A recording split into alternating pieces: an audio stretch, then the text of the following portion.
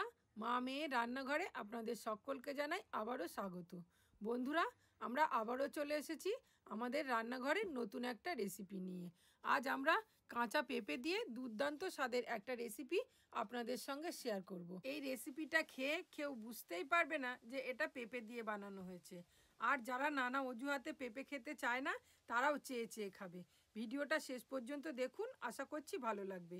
আর ভিডিওটা ভালো লাগলে চ্যানেলের নতুন বন্ধুদের আমাদের চ্যানেলটাকে সাবস্ক্রাইব করে পাশে থাকার অনুরোধ রইল।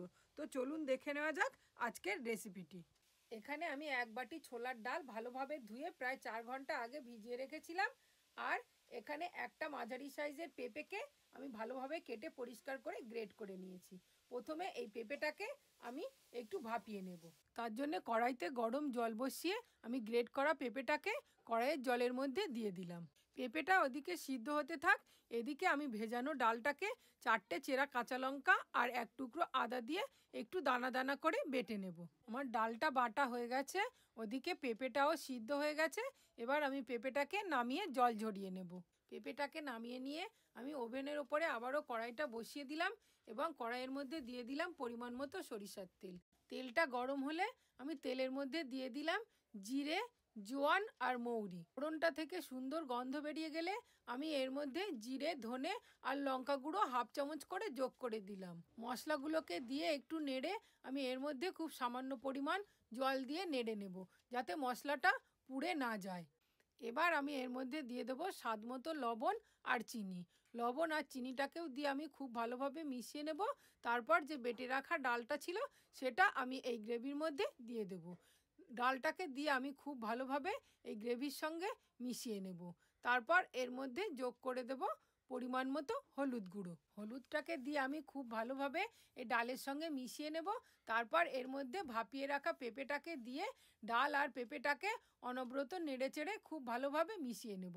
তারপর এর মধ্যে দিয়ে দেব বাইন্ডিংয়ের জন্য 1 টেবিল চামচ বেসন। বেসনটাকে দিয়ে সমস্ত উপকরণগুলোকে একসঙ্গে খুব ভালোভাবে মিশিয়ে একটা ডোয়ের আকারে তৈরি করে নেব এবং সব শেষে 1 চামচ গরম মশলা গুঁড়ো দিয়ে আমি ডোটাকে নামিয়ে নেব। নামিয়ে ঠান্ডা করে নেব। আমার ডোটা ঠান্ডা হয়ে গেছে। এবার আমি হাতে একটু তেল মাখিয়ে আমি মুইঠার আকারে গড়ে নেব। হ্যাঁ বন্ধুরা, আজ আমরা বানাচ্ছি পেঁপের মুইঠা, যেটা খেতে দুর্দান্ত লাগে। আপনারা যদি আগে কোনো দিন ট্রাই না করেন তাহলে বাড়িতে অবশ্যই একবার ট্রাই করবেন। বন্ধুরা, আমার সব মুইঠাগুলো রেডি করা হয়ে গেছে। এবার আমি এগুলোকে ভাজবো। তার জন্যে আমি একটা বাটিতে জল নিয়ে তার মধ্যে 2 চামচ ময়দা আর স্বাদ মতো লবণ দিয়ে খুব হালকা একটা ব্যাটার বানিয়ে নেব, যাতে মুইঠাগুলো ভাজার সময় কড়াইতে ছেড়ে না যায়। মুইঠাগুলোকে ভাজার জন্য আমি আগে থেকেই কড়াইতে তেল গরম বসিয়ে দিয়েছিলাম। এবার একটা করে মুইঠা নিয়ে আমি ওই ময়দার ব্যাটারে চুবিয়ে গরম তেলের মধ্যে ছেড়ে দেব। এইগুলোকে ছাড়ার সময় আমি গ্যাসের ফ্লেমটা মিডিয়াম টু হাইতে রাখবো। তারপর ছাড়া হয়ে গেলে আমি মিডিয়াম আঁচে নেড়েচেড়ে এগুলোকে খুব ভালোভাবে ভেজে নেব। আমার এক ব্যাচ মুইঠা ভাজা হয়ে গেছে।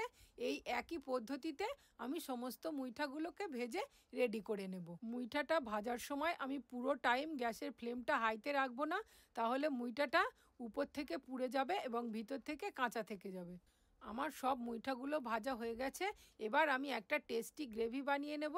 তার জন্যে কড়াইতে দিয়ে দিলাম সরিষার তেল আর ফোড়নে দিয়ে দিলাম জিরে, শুকনো লঙ্কা, গরম মশলা আর তেজপাতা।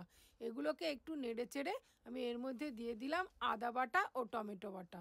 আদা ও টমেটোটাকেও আমি খুব ভালোভাবে তেলের সঙ্গে নেড়ে নিলাম। তারপর দিয়ে দিলাম লবণ ও হলুদ গুঁড়ো। লবণ আর হলুদটাকেও দিয়ে আমি খুব ভালোভাবে নেড়ে নিলাম। তারপর আমি গুঁড়ো মশলাগুলো যোগ করে দিলাম। গুঁড়ো মশলাগুলোর মধ্যে ছিল 1 চামচ জিরে গুঁড়ো, ধনে গুঁড়ো আর লাল লঙ্কার গুঁড়ো। গুঁড়ো মশলাগুলোকে আমি একটু নেড়ে চেড়ে আমি গ্রেভির মধ্যে জল দিয়ে দিলাম। এখানে জলটাকে একটু বেশি করেই দিতে হবে, কারণ মুইঠাগুলো দেওয়ার পর মুইঠাগুলোতে বেশ খানিকটা ঝোল টেনে নেবে। সব মুইঠাগুলো দেওয়ার পরে আমি এটাকে একটু নেড়ে চেড়ে ঢাকা দিয়ে দেব। ঢাকা দিয়ে আমি প্রায় 5-7 মিনিট মতো এটাকে ফুটিয়ে নেব। তারপর ঢাকাটা খুলে আমি এর মধ্যে, যেহেতু নিরামিষ রান্না, একটু চিনি আর 1 চামচ শাহি গরম মশলার গুঁড়ো যোগ করে দেবো। গরম মশলা দেওয়ার পরে আমি গ্যাসের ফ্লেমটা অফ করে আরও একটু সময় ঢাকা দিয়ে রাখবো। ঢাকা দেওয়ার পরে দেখুন টেক্সচারটা কি সুন্দর হয়েছে। এই পর্যায়ে আমি 1 চামচ গাওয়া ঘি যোগ করে একটু নেড়ে চেড়ে নামিয়ে নেব। আমাদের এই সহজ রান্নাটা এখানেই শেষ হলো। তো আমাদের রান্নাটা যদি আপনাদের ভালো লাগে, আমাদের চ্যানেলটাকে লাইক, শেয়ার ও কমেন্ট করবেন। নমস্কার।